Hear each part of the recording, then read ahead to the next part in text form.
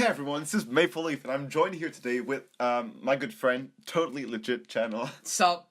What up, my Totally Legit fans? So basically, what's gonna happen is we're gonna take some images from movies, 10 images from movies. Yeah, of which I haven't seen any teasers. So. Yeah, so I got 10 images, and then together we're going to create a plot of the movie based on those 10 images. Oh boy, I cannot wait. I'm so excited. So the first movie we're going to do today is Detective Pikachu, and Totally Legit Channel is going to be the one doing it. How do you feel? I feel pretty fantastic. I mean, you literally texted me the night before saying, "Oh, let's just do some improv," and then I was like, "Great, let's go." And then now I'm doing this. So let's start now. Okay, so the main character is obviously entering the Matrix at the beginning of this. Obviously, we all know the plot of Detective Pikachu. It's about a man who talks to a mouse, a yellow mouse. I mean, he's already in, like, you can already tell that this is the beginning of the Matrix entry. I mean, let's face it, I mean, you even got, I don't know what that says there in the distance, like that little picture on the phone. I'm pretty sure it says emergency services. I'm pretty sure they're just trying to help him out of a coma. So, I guess this is the beginning intro of the movie. Quite a somber beginning to Detective Pikachu. Next, we see this man who is now officially in the Matrix talking to a police officer about where he has been for the past 5 days. Obviously, he's kind of looking a bit happy right now to be missing for 5 days. But I mean, what's the weirdest thing that can happen? Obviously, you can see that there's a coat in the distance. I'm going to assume that it's his. Otherwise, this is a totally different scene. Okay, so obviously you can see the room is blue with a hint of light.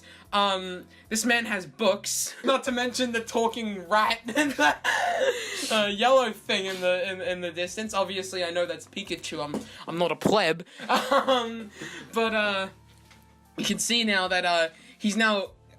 Looks like he's finally into the mojo. He's like, okay, now I'm gonna reason out. Alright, so you're here. I have this flashlight in my hand. Oh, I can't really tell. It's a stapler. I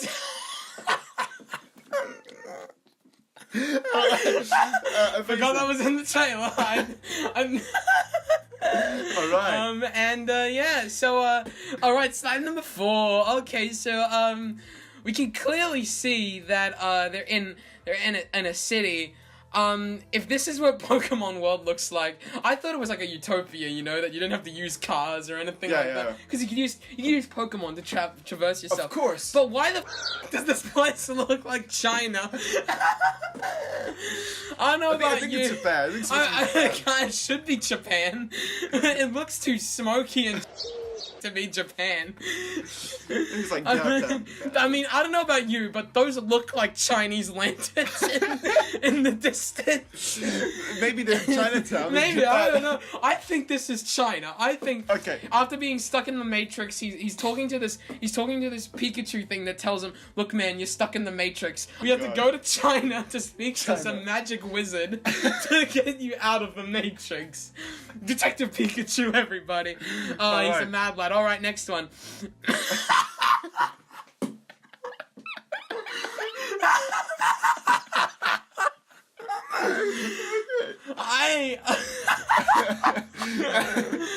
Good luck.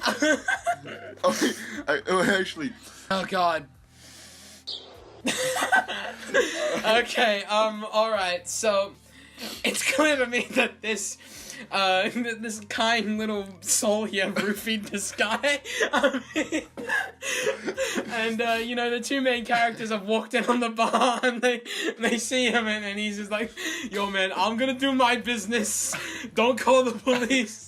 Now, the main characters are obvious. I mean, you can tell from, I don't know, I've done film for many years. You know, I own a YouTube channel. And let me tell you, I know all the tricks. And I can tell that from this still shot, the camera is moving backwards. As in, the characters are trying to get away from the situation they have walked into. It's actually a still shot. It's just this for like 5 minutes of the movie. Oh And maybe just screaming in the distance. Along with I can't see me loving nobody like you. And obviously we can see that Machamp Primate poster in the distance. So this place is clearly not a bar for kids. You can tell that something like this would definitely happen here. Yeah. Because I'm pretty sure that that poster is illegal to hang. Alright, next slide, we're halfway through. And now the characters are stuck in Star Wars for some bloody reason. I mean, I don't know, but that kind of looks like a town from Doctor Who. Where's the TARDIS? I mean, that thing in the distance, that blue thing kind of there looks like a blue box.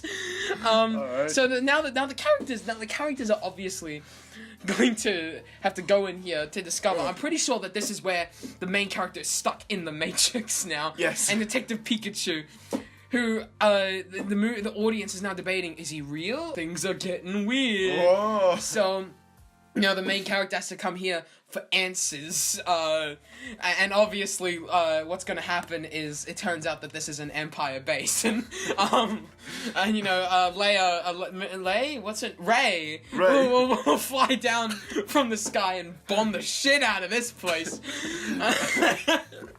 Like the American government. Anyway, let's not get too political here. No.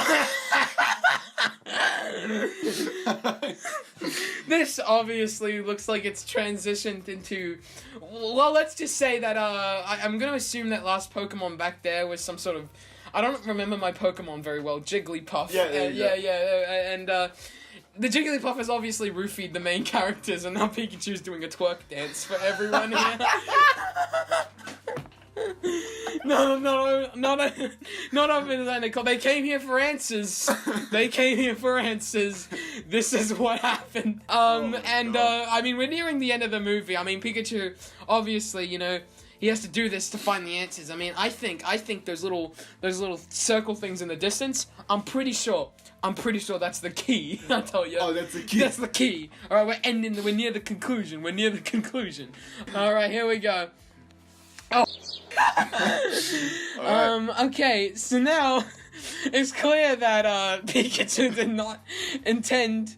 It's clear that he now has the answers. It's clear that the CEO of this company, after being roofied, told him, "Oh, you did a pretty good twerk. I'll give you the answers." And now Pikachu's trying to walk out.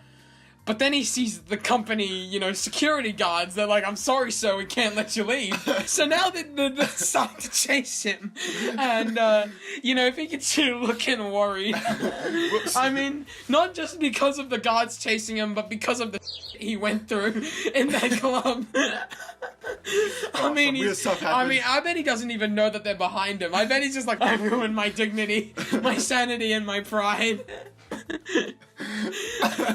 But at what cost? At what cost? At what cost?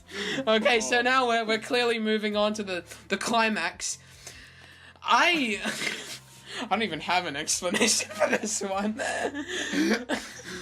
From what I can tell, the U.S. government has bombed this place, and now they're watching what happens to be a nuclear wasteland amongst them, and the only three survivors are the main character, Pikachu, and the character from Don't Hug Me, I'm Scared.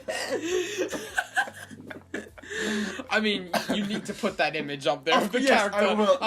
Don't Hug Me, I'm Scared, and then zoom in on that thing, and you can't tell me that there isn't a resemblance between the two. I'm pretty sure I can see the orange nose.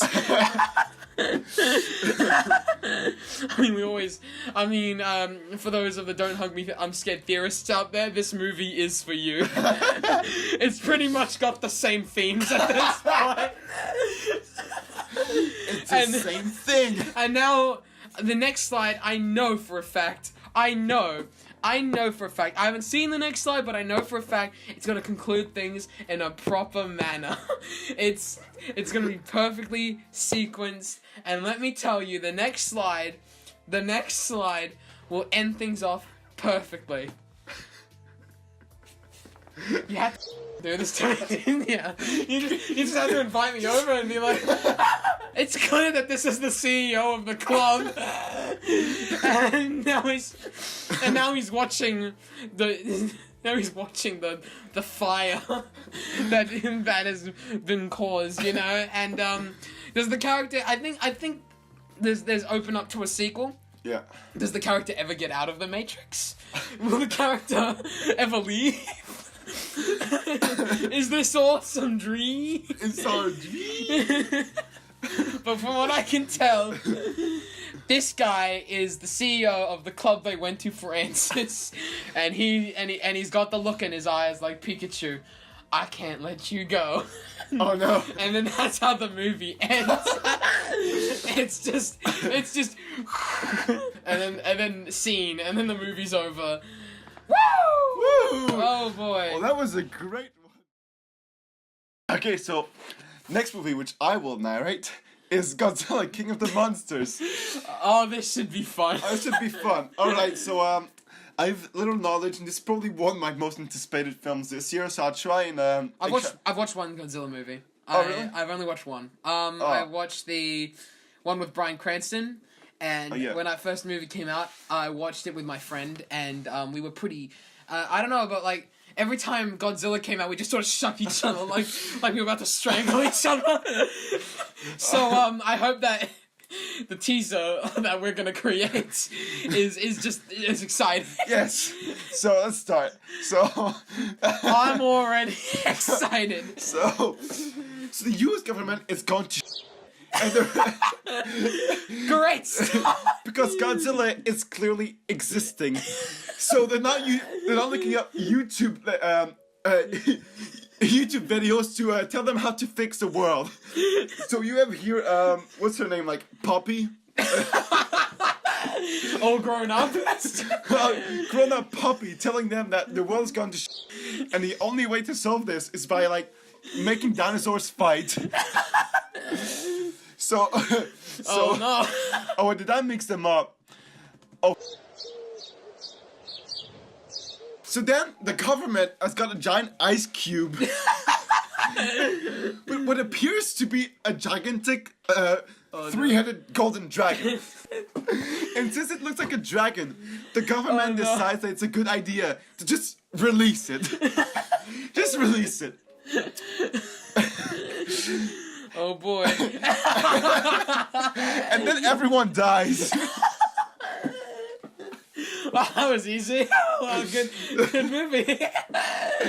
So everyone's dead in the government facility. That was like, there's basically 2 government facilities left in the world. Oh shit. And the first one's only 2? Dead. Yeah, the first one had a giant ice cube, and they just they just melted it down. And basically the dragon destroyed it. So now the gigantic three-headed golden dragon was released. The gigantic pterodactyl just like comes out the mountain because all the monsters come back to Earth. Oh boy. Him and the yellow dragon ensue to just end the world. Tornadoes. Just everywhere. Just like this is going. There's no distinction between reality and the end of the world. I'm pretty sure the Vatican City is there. I think that Catholicism has just ended. So, basically, the world is freaking ending. Like, North America is just a pile of dust. So then we cut to the other facility in India. And India, as you can see, has a big gigantic larva. Okay.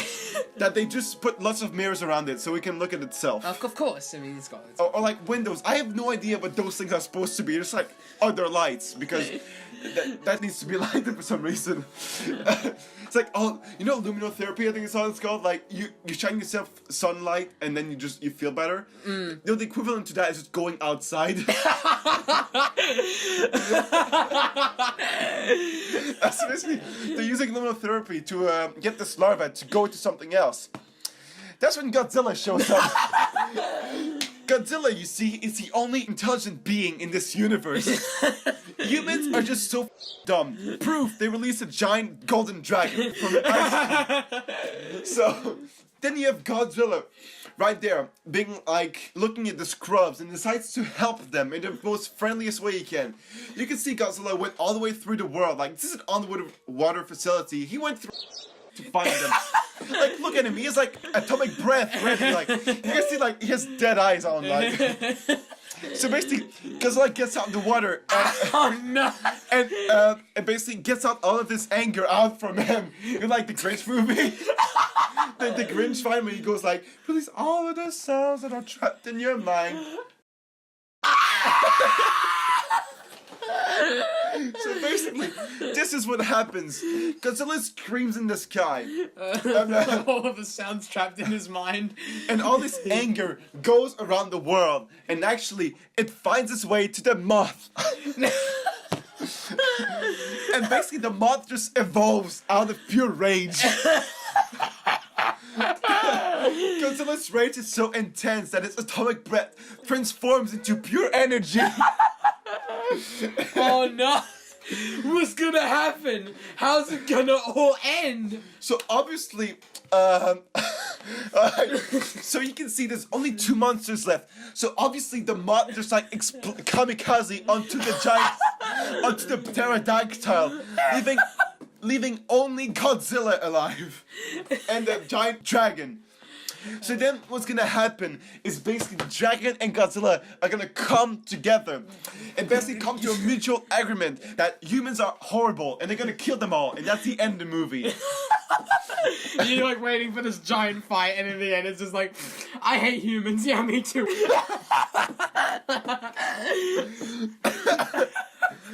Amazing. 10 out of 10. So my good friend, Totally Legit Channel, this is your time to see to do Star Wars 9: The Rise of the Skywalker. I've never seen the teaser for this movie. I don't even know what anything happens. I went on Twitter and all I heard was like, the Emperor's laughing in the background. That's literally all I know. I don't even know when. That's pretty much all there is to the trailer. Oh, really?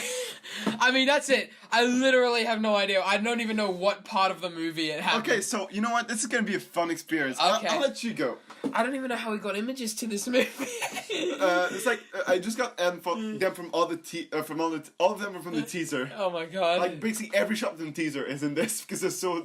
It's just so little. Oh, so few. Like yeah. Okay, all right. And you've tried to arrange them in chronological order. I think Exactly. I can do this. I can.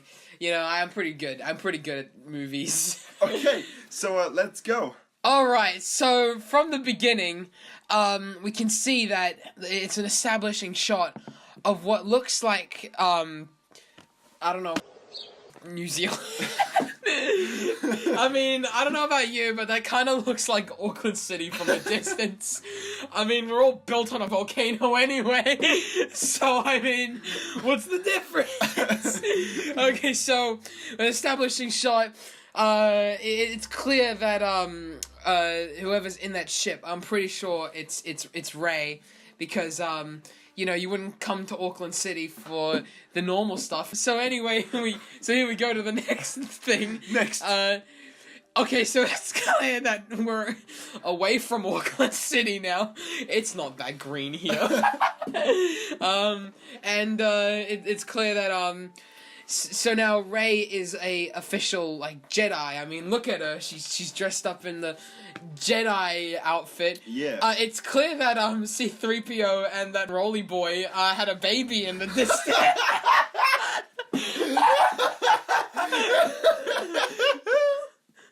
But now you can see from the Rolly boy's little antenna. Oh, maybe that's Chewbacca holding it. I don't know. Or we can see from the Rolly Boy's antenna, he's looking at C-3PO like, is he the father? And then Chewbacca is in the distance, looking out in the background like, I'll never know. Oh my god. Meanwhile, the characters are looking at the distance at something far more important. But I'm more concerned about the love child, Beat Bob over here. Is that racist? Am I allowed to call him Beat Bob? I mean, I don't know. Let's go. That's kind of offensive to robots, in my opinion. Okay. So this is what they're looking I've watched enough Star Wars to know that wreck right there Yeah. is the destroyer from the Clone Wars series. Season 2, Episode 3. It's even got the giant beam that they use to shut down the ship's power supply. I've watched so many Star Wars. I mean, I don't know, I haven't watched what's the the ones that Rebels? No, not Rebels. Clone Wars? No, I watched Clone Wars. That's from Clone Wars. I'm talking about what people call the episode 4, 5, and 6. Prequel? Oh no, the original. The original ones. Yeah, Okay, I've never watched them. What? I've never watched them. I've only watched the prequels. I mean, it was weird because like my friends told me, one night I was really drunk and my friends in Australia were like, watch the prequels, and I was like, I don't know what that was. So I look up on the Google what the prequels are. Yeah. And then it's like, just these 3 pictures of Star Wars. I'm like, oh, why didn't they just tell me to watch Star Wars? So I watched Star Wars, and I mean, I don't know. Everyone says that Star Wars movies are shit, but I personally I think the original trilogy is good. the one I watched wasn't the original trilogy. Stop being discriminatory, okay? And then I watched the sequels. Well, I haven't watched the 3rd one. I don't think anyone has. And I watched all of the Clone Wars movies and shows. Oh, that's amazing. But let me tell you.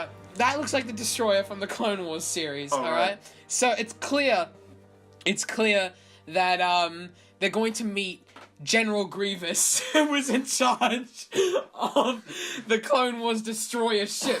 I mean, it's kind of obvious. General Kenobi.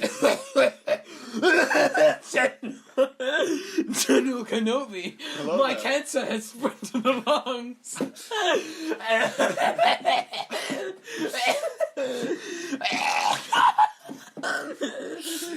So it is clear. I mean, I don't know about you. Let's see what happens next. Okay, so it's obvious that I mean, I don't even know how they did this. They brought her back from the dead. Like, what was her face's name? Carrie Fisher? Carrie Fisher. Yeah, she got brought back from the dead. Oh my. Oh, damn. Oh. The Force Smart works in Mystere. Have you ever heard of Darth Pelagius the Wise? I remember that from the prequels. So it's clear Rey is now part of the dark side, and she meets... Oh, wait! The tweet that said the Emperor was laughing, that wasn't the Emperor, that was Darth Pelagius the Wise. And she meets Rey, and he's just like, listen, child, I know how to bring people back from the dead. And then she's like, oh shit, yeah. Right, and then so she brings back Leia Skywalker. Oh my. Oh, Carrie Fisher, and now Rey's going to bring back Luke Skywalker in the next slide. Okay, well this looks very different from what I predicted. Okay, so you can't see, but this is Kylo Ren using lightsaber on this guy.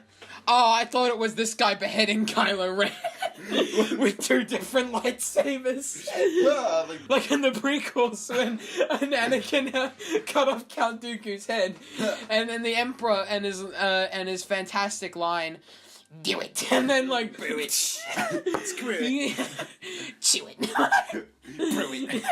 Anyway, screw it, and screwed it. And obviously you can see that Sorry. I did. You can see that the clones are now fighting stormtroopers. Is that what they're called? I don't know. I watched a little bit of Rebels. The stormtroopers. Stormtroopers, right? Yeah. So they're stormtroopers at this point, and then they're gonna kill the what are they shooting at? I mean, I don't know. Even in the prequels or whatever the people call them, the clone troopers, which I think these are what's based off, weren't even good at shooting things. So I mean, they're pretty shit. I don't even know. In the Clone Wars saga, the droids were clearly outmatched. Yeah. I mean, the droids can't hit people. No. Say what you want. The clones could punch one to death. I remember in the old cartoons, Mace Windu took down a whole army. Oh yeah. I don't understand why the Jedi lost. All right, next slide. Apparently, okay, so we can see that they're in the TARDIS now and they're traveling through time. obviously to Detective Pikachu land, because, I mean, I predicted that in the last one. So now, Chewbacca's, like, shouting in the distance, you know, this guy, I'm pretty sure, is like, the time stream's broken, and then Chewbacca in the distance, and This is Lando, by the way. Oh, okay. Yes. Oh, boy. Alright. So it's clear that, the scene is leading where I suspected it to lead, because we know that there isn't any romance in Star Wars except with my favorite romance between Anakin Skywalker and the princess Padme, yeah, that was the best romance I've seen in any film. Then love has blinded you. I mean, that's so much wisdom right there.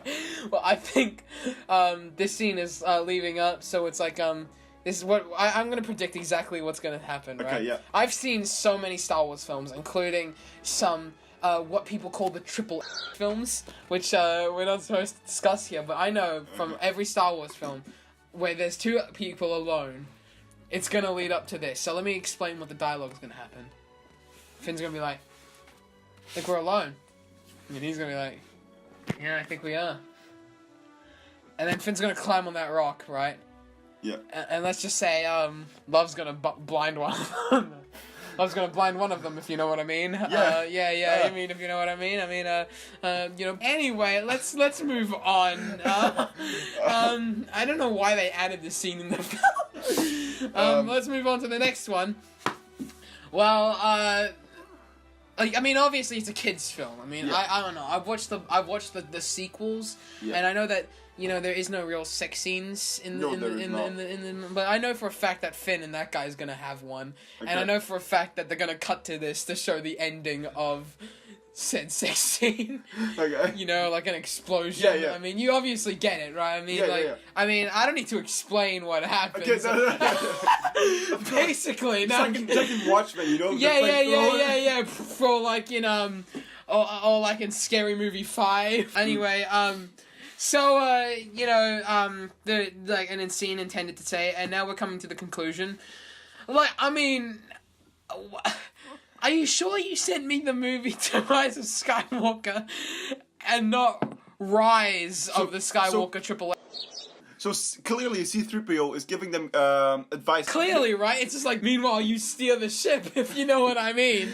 Wink, wink, nudge, nudge. And now we're coming to the conclusion of the movie, which I know for a fact is going to end well. Doing anything with this? So it's clear that that's Rey, and she just gets run over by... No, not even run over. She's in that ship, and it stops, and she just flies out of the window like a car crash. And she's like holding a lightsaber in the air, and then it's like, this is why you wear seatbelts, kids. And then she just lands on the floor and dies. Oh, it's like in Zombieland, Yeah. And then she's on the floor, and then Darth Plagueis the Wise comes up, and then he's just like, "You ever hear of the tale of Darth Plagueis the Wise?" And then he brings her back to life, and then he's just like, "I'm about to teach you to bring other people back to life." And then I mean, that's how the movie ends, and then the Sith win. I mean, Rise of the Skywalker. We all know what's gonna happen. Into the movie. Okay. I think that was the end of the movie. Well, that was a great movie. That was a 13-minute long.